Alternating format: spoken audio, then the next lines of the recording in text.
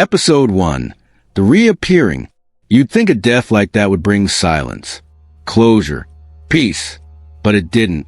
Noel's blood hadn't even dried when I felt it. The shift, not in the room, not in the air, in the fabric of reality itself, like something that had been held closed for centuries, was suddenly ajar. They started showing up 3 days later. At first, I thought I was hallucinating. The man on the subway who stared at me too long. The woman with the limp who stopped walking when she saw my scar. The child who whispered my name. Not the one on my ID. The other one, Thaddeus. But it wasn't their stares that terrified me. It was their eyes. Not blank, not hostile. Remembering, like they'd seen me burn. Like they had stood in the circle with me. Hands red from old blood. Like they had once whispered my name over fire, over bone, over the body of some innocent girl. Ezra called me in a panic. I saw her, he said. Who? Isabel. I went cold. She's dead. I know, but I saw her. Not a photo, not a dream. She was in the church. She looked straight at me, and she smiled. I hung up and drove to the chapel ruins. Nothing. No sign of her. No sign of anything, except a new symbol burned into the stone floor. Not 7 arrows this time. 9, and they pointed outward. I found the first of them in a hospital basement. A nurse had tipped me off. Said a man was brought in, mumbling in Latin, covered in ash, but with no burns. He had no ID.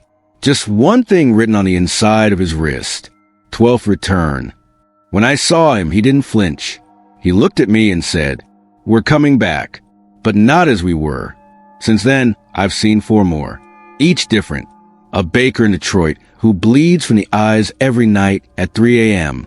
A violinist in Lisbon who plays songs no one's written, but everyone remembers. A mother in Guatemala whose newborn speaks fluently in a language she can't identify. All of them carry the same mark. All of them dream of the fire, the circle, me. And when I ask them why they're here, they say the same thing. You open the door. We walk through it. I don't know what I've done, but it's not a haunting. It's not guilt, not possession. It's migration. Souls. Unfinished, unredeemed, unforgotten. Returning. But they're not looking for peace. They're looking for completion. And the more of them that appear, the more I feel it inside me. The ritual wasn't destroyed. It was fragmented. Split into 100 lifetimes. And now, they're coming to finish it. I wake up with names carved into my walls. Not by me. People I haven't met yet. People who haven't been born yet. People I've already killed. Ezra is researching something called the Doctrine of Return. A lost theology that suggests time is not linear, but ritualistic. That once a pattern is started, it repeats. Not as a circle, as a spiral. And in every cycle, one constant remains. Me. I didn't want this. I didn't ask to carry it. But Noel's death tore a hole in the veil. And now the forgotten are slipping through. They are not ghosts. They are not memories. They are waking up. Inside people. Beside people. As people. And the scariest part?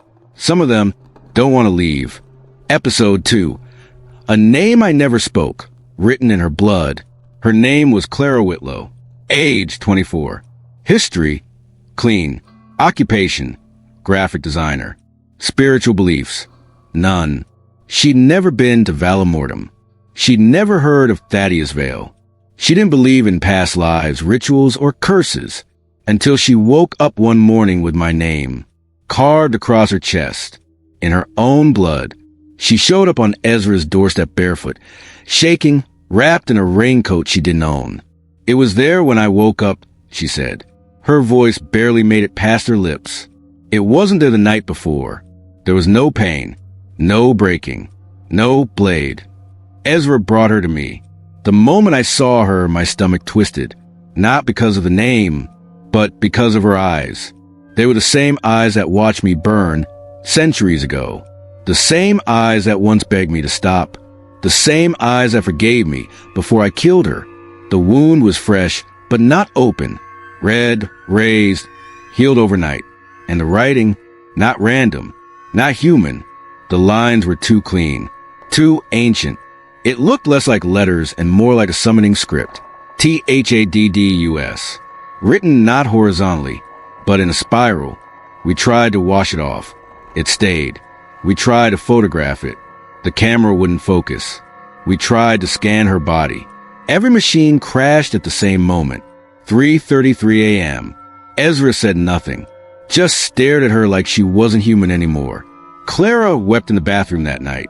I don't know you, she said, but I feel like I've always known you. Then quieter, I think I loved you once. And I think you're the reason I died. Later that night, she collapsed. No warning. No cause. When she woke, her voice had changed. Not deeper. Not higher. Older. And she said one sentence that made my skin forget how to be skin. The blood remembers a vow, even when the mouth forgets the words. Ezra pulled out the scroll from the Doctrine of Return again. There it was, buried on the 4th page, beneath a passage too faded to read clearly. A single phrase, preserved in a language older than Latin. Quod scriptum esse in sanguine, reviviscit in carne. What is written in blood shall live again in flesh. Clara isn't just marked. She's receptive, a vessel, a page in a book that was never finished. And the name on her chest isn't a memory. It's a summoning key. To me, to the ritual, to the beginning. The next morning, she was gone. No trace. No footsteps. Only a symbol on my mirror, drawn in blood that wasn't mine. It was the same spiral as the writing on her chest, but now it was growing. And at its center was her name. I don't know what's happening to her. I don't know what I'm becoming. But I do know this. Someone is rewriting history with bodies, and they're using my name as the pen. Episode 3. The touch that reopened the ritual. It happened in the middle of a parking lot. Broad daylight. Saturday afternoon. Shoppers everywhere. Nothing spiritual. Nothing sacred. Just heat rising off concrete and the hum of ordinary life. Then he touched me, and everything changed. He was no one, or at least he should have been. Mid-30s, dressed like a tourist, eyes too wide, smile too still. He reached for my arm like he knew me, and when his fingers grazed my wrist, I felt it. Not electricity, not memory, structure, something ancient and precise unraveling in the space around us. The ground beneath us sighed. That's the only word for it. Like concrete breathing in reverse. And when I looked down, it was there. A circle. Impossible.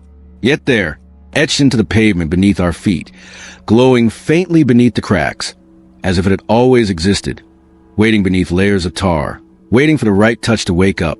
9 arrows, curving inward, then outward, then inward again. A spiral that folded into itself. And at the center, my name, but not written, carved. I jerked back. The man didn't blink. He looked down at the sigil, then up at me and whispered, "You're the only one who never forgot. That's why it begins with you." Again, people began to notice, not the circle, but the air. It went heavy, dense, like the pressure before a thunderstorm that never arrives. Some dropped their shopping bags. Others rubbed their temples. One child vomited and said, "It's too loud." But no one could hear what I heard. The chanting, low, rhythmic, from beneath, not around us, below us, as if the circle had opened something beneath the city, and it was singing. I tried to move. Couldn't. My shoes were anchored.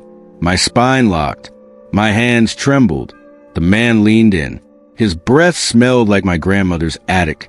Dust, ink, and something decayed. "You opened the last ritual by accident," he said. "This time you must complete it, and you can't do it alone." He stepped back and fell straight down through the pavement.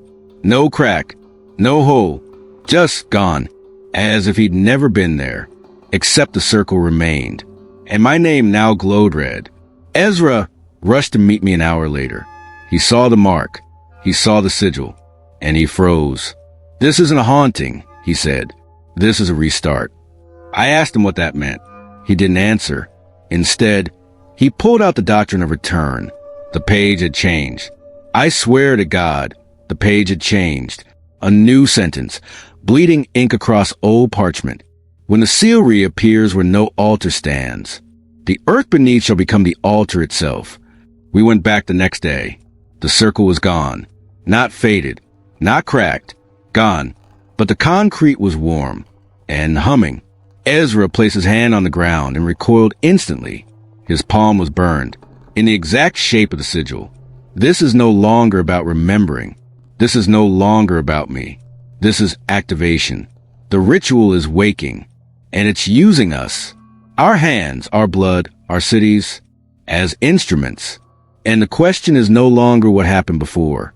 The question now is, what is it preparing for? Episode 4. My shadow spoke before I did. It started small. The kind of small you tell yourself doesn't matter. A blink in the wrong direction. A twitch of the hand that felt too early. My reflection in glass looking half a second too long after I'd already walked away. You convince yourself it's stress, trauma, lack of sleep, until your shadow starts speaking. The first time it happened, I was in Ezra's kitchen. We'd been dissecting the new symbols, trying to trace the spiral formation that reappeared at the gas station the night before. He was mid-sentence, talking about how memory leaves residue, like incense burned too often in the same space. And then he asked me a question. I opened my mouth, but before I could answer, I heard it, my voice, from the corner of the room, behind me, soft, precise, because it's not memory anymore. It's imprint. Ezra froze. So did I. We turned toward the window. My shadow was cast across the wall, shaped exactly like me, but it hadn't waited for me to speak. It had spoken first. I tried to laugh it off. Maybe it was Ezra. Maybe I'd said it without realizing. But Ezra's face, he'd heard it too, and his mouth had never moved. Neither had mine. The next day, it got worse. Walking down a corridor, my shadow lingered behind me after I turned the corner. During a phone call, I caught its mouth moving when I was silent. And once, just once, I looked at it directly, in perfect lighting, at high noon, and it looked back, not with eyes, not with expression, with will, like it was awake, like it had remembered something I was still trying to forget. Ezra found a passage in the Doctrine of Return, a forgotten section titled, Echolux, the voice beneath flesh. He read aloud in a whisper, like the page might bite.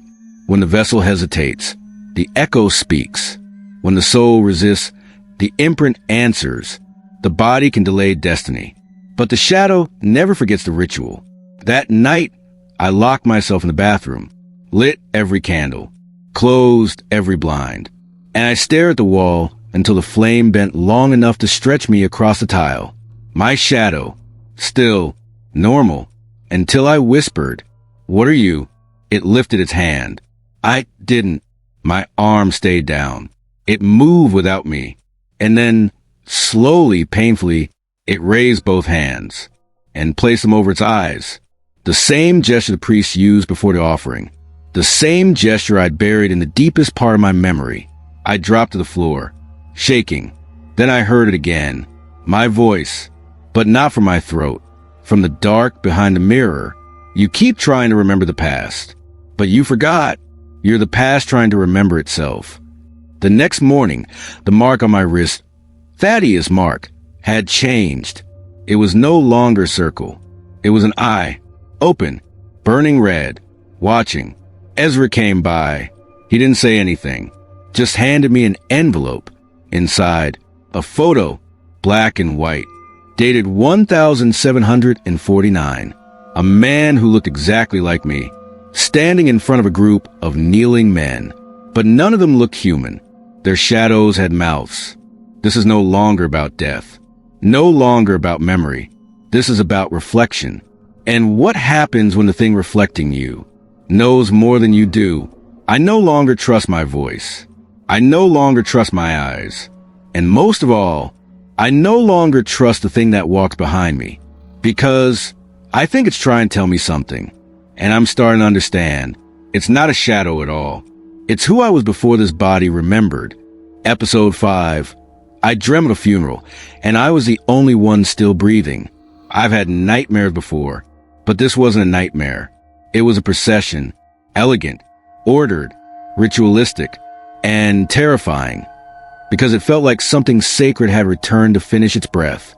The sky was colorless, not gray, not black, just absent, like the world had forgotten how to feel. I was standing at the edge of a small chapel I'd never seen before, but every brick whispered my name. Every candle flickered, like it knew the rhythm of my lungs. There were people seated in perfect silence, 42 of them, dressed in midnight cloth, veils of ash, hands resting palms up on their knees, and every single face I recognized, not from this life, from the others, from the circle, from the flames, from the blood that always knew where to flow. Then I saw it, the casket, open, ornate, gold-lined and black as grief, and in it, me, or at least a version of me, still, peaceful, wearing robes I'd only ever seen in the deepest folds of my memory. Ezra once told me that the dead don't look like themselves, that grief erases detail. But this wasn't grief. This was worship, because no one cried, no one wept, no one prayed for my soul. They just watched me, waiting. That's when I realized I was breathing. The man in the casket, me, was not, but I was. I stood in the aisle, alive, present, and yet no one looked at me. They looked only at the body, as if it still mattered more than the one who'd survived it. I moved closer, one step, then another, and the closer I got, the harder it became to breathe, because with each footfall, I saw the ritual forming. Symbols under the pews, soot beneath fingernails, ashes tucked into sleeves, and the mark on the body's chest. Mine was glowing, red, circular, pulsing like a second heart. And from the far end of the chapel, a bell began to toll, not loud, but final. A woman rose. She was tall, veiled, silent. She held a bowl filled with earth. Wet, dark, and trembling, she dipped her fingers in and whispered. The breath was interrupted. "We are here to restore it." She walked toward the casket, step by step, ritual precise. But when she reached to place the soil on the dead man's chest, I screamed, "No!" My voice shattered the air like glass. And for the first time, they all looked at me. 42 pairs of eyes, simultaneously, empty, ancient, echoing some old promise I never meant to keep. And the woman said, "We cannot bury what was never truly dead." Then they began to rise, one by one, slow, measured, as if awakened by the scream of a prophecy long delayed. Their mouths opened, not to speak, but to chant, low, circular, inward, a spiral made of syllables. And the corpse in the casket breathed. I woke up gasping, the sheet soaked, fingers dirt-stained, my wrist bleeding. The symbol burned into my skin, now matched the one on the corpse's chest. And on the mirror, etched with a blade, maybe a nail, maybe something worse, was a single sentence. "Return to the chapel.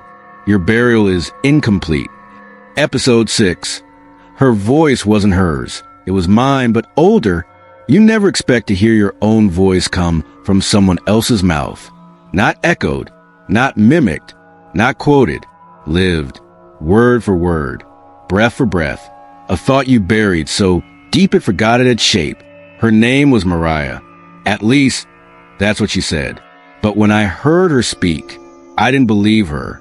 Because the first thing she said to me was, "It wasn't the killing that broke you, Thaddeus. It was the moment you realized it didn't feel like murder." I froze, not because of the words, but because that exact sentence had once passed through my mind. On a night when the guilt got so heavy, I nearly drove into a river to escape it.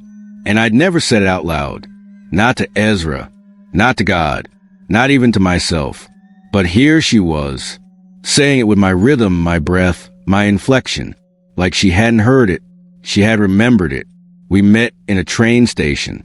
I was passing through, trying to avoid patterns, avoid symbols, avoid anything that reminded the world I was still alive.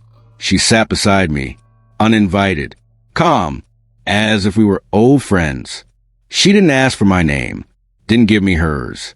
She just leaned in and said, "You stopped the ritual once, but you forgot silence is memory too." I stood up, ready to leave, to run, but her next words froze me mid-step. "You weren't supposed to love her." I turned. "What did you say?" "She was a sacrifice, not the sanctuary." "But you hesitated. And now the altar remembers your heart more than your blade." Mariah smiled, but it wasn't a smile of warmth. It was recognition, like something inside her had cracked open and my past had slipped into it. Uninvited, unfiltered, unrepentant. She took my hand, and her skin was warm, but beneath it, I felt cold stone. I felt the altar, the one I'd built with blood, the one I'd abandoned with love. Ezra met me 2 hours later. "She's not possessed," he said. "Then what is she?" He looked scared when he answered. "She's you, or the version of you that never left the ritual." I laughed. It didn't feel good. "So I'm what? Splintering? Fracturing into strangers?" Ezra didn't blink. "No, you're consolidating." That night, I dreamed of the fire again. But this time I wasn't bound. I was watching, from the trees, and at the center of the flames, Mariah stood still, calm, not screaming, not burning, just speaking. And though the flames consumed her, her voice remained. It whispered a single phrase. "The ritual is not a place. It is a frequency, and you are tuned to it." I woke up sweating, my ears ringing, my chest heavy, and in the mirror, my breath had fogged just enough to leave a message. 6 words. "She is not the first echo." I don't know how many there are. I don't know how many parts of me still wander the world in borrowed bodies, speaking truths I was too afraid to face. But I do know this. If my voice can live in someone else, what else of me already has? And if I'm not the only Thaddeus out there, then maybe I'm not the one finishing the ritual. Maybe I'm the one it's trying to silence. Episode 7. We all shared the same dream, but only I died in it. The room was windowless. A basement, a bunker, a borrowed shelter. I didn't ask. The walls were thick, soundproofed. The lights were dimmed, not from design, but from something more ancient than electricity. There were 5 of them, 5 strangers, 5 pairs of eyes that didn't belong in the same decade, the same country, the same lifetime. But they were all staring at me, and none of them blinked when I said, "You dreamed it too, didn't you?" The first to speak was a girl, maybe 16, hair braided tight, voice trembling. I was standing in the circle, barefoot. There was chanting. You were in the middle. She looked away. You weren't tied, but you didn't try to run. A man in his 60s added, "I smelled my wife's perfume. She died 12 years ago. But in the dream, she handed you the blade." Each one of them recounted the same vision. A moonless field, a spiral of salt and ash, candles floating midair without flame. And me, always me, kneeling at the center, surrounded by symbols only I could translate, waiting for the ritual to complete.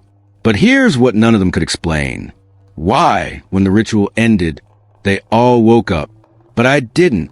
"I felt it," said the 4th one, a woman with a scar running across her collarbone. "You died. You fell forward. The ground swallowed you." And then her voice broke. But we didn't grieve. We just watched. That's when I realized the truth. It wasn't just a dream. It was a memory, a rehearsal, a ceremony from another timeline that left residue in the collective unconscious. Somehow, I had died in front of them before, and yet I was still here, breathing, thinking, bleeding, alive. So the question wasn't why they saw me die. The question was, what am I now? Ezra tried to piece it together. The doctrine spoke of temporal ghosts, he said. People who died in one line of time but bled into the next. You're not a survivor, Thaddeus. You're a fracture. Later that night, I dream again, but this time, I wasn't in the circle. I was watching, and someone else knelt where I should have been. Someone wearing my face, but younger, calmer, and the 5 strangers were standing around him, this time holding candles, this time chanting. And in unison they said, "One of you must die in every cycle. And in this one he already has." I woke up screaming, blood on my hands, none of it mine. And on the ceiling above me, scrawled in something not ink, not paint, not quite physical, "You are the echo that learned to echo itself." Ezra says I'm slipping between versions, that the people dreaming of my death aren't strangers. They're witnesses, and if they keep gathering, it means the ritual isn't just returning, it's choosing. But the worst part, I looked each of them in the eye, and I knew, next time, they won't just watch. They'll remember how to finish it. Episode 8. The ones who didn't wake up, they didn't answer their phones. Not one of them. Clara, Ezra, Mariah, even the old man with the cracked glasses who never remembered his own name. Silent. I called. I knocked. I screamed through locked doors. No sound. Just stillness. Like the world had gone to sleep, but forgot to set the alarm. The girl with the braid, from the group dream, I found her apartment. She was in bed. Eyes closed. Alive but unmoving. No tremble. No twitch. Just breath, barely audible. Her mouth slightly open. And I swear to God, I heard chanting. Faint. Inside her. Like her lungs had learned the melody of something ancient and were humming it without consent. I checked them all. Each one. Same state. Same silence. Same impossible presence. As if something was borrowing their bodies. For a ritual that hadn't finished, but no longer needed fire. It only needed flesh. Ezra was last. I found him on the chapel floor, surrounded by candles he never lit. Pages of the Doctrine of Return scattered like a circle around his body. He was holding something. A stone. Smooth. Warm. On it, carved in perfect spirals. We rest now. You do not.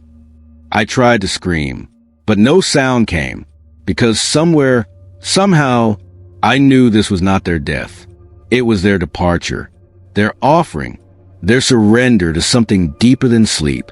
And then it hit me. I was the only one still breathing, not by accident, not by grace, by design. I hadn't survived. I'd been spared. Spared to remember. Spared to remain. Spared to carry the ritual forward. I went home, but it didn't feel like home anymore. The walls pulsed like lungs. The shadows lingered too long. And the mirrors? They didn't reflect me. They reflected the others. Sleeping. Chanting. Dreaming. Together. Without me. That night, I closed my eyes. Just for a moment. And I found myself at the center of the circle again. Not in a dream. Not in a memory. In the continuation. And the 42 were standing around me. Silent. Still. All of them. Eyes open. Alive in their sleep. And one by one, they turned and walked away. Leaving me alone. Kneeling. Breathing. Awake. I opened my eyes. My room was cold. The stone from Ezra's hand now lay on my chest. And beneath it, written in blood that wasn't mine. Season closed. Gate remains open. I think I'm not the dreamer anymore. I think I'm the last waking echo of something that needed a name. And now that it has mine, I can't sleep. I don't dare. Because if I do, I might finally remember what I was before I became this version of Thaddeus Vale. And I'm not sure this world can handle that.